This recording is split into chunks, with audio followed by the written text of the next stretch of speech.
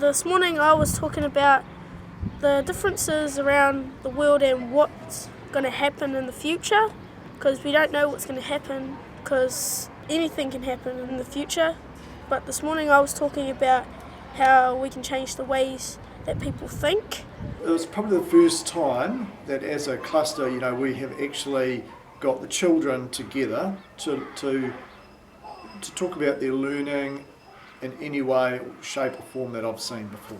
I've been a reading recovery teacher, and reading recovery doesn't work for all children. I've worked with intervention groups, it doesn't work for all children. So we're looking at our target learners. We're looking for a way to really find out what will work for those children.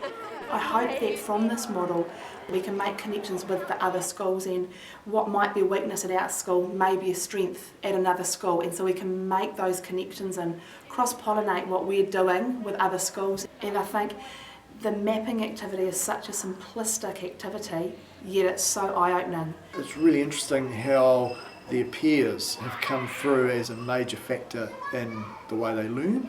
I don't know if it was our preconceived ideas that children learn from us because we're teachers, it's a natural cycle of it, but to see that we were only a part of their learning and often not as big as we thought we were, that was humbling.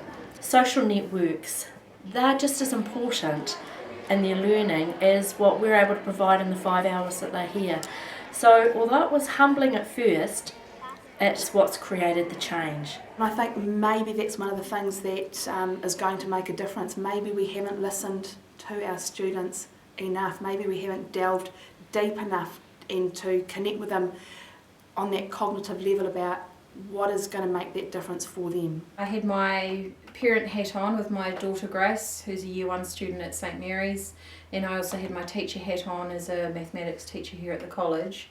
And then I moved over to the parents' table, integrating with the parents from all the schools and colleges mixed there, and I was just blown away. Absolutely stunned with the information the parents were offering, the ideas, the feeling of where they want to see our community, Te Awaho Foxton, go. For a community to have all the stakeholders involved is very special.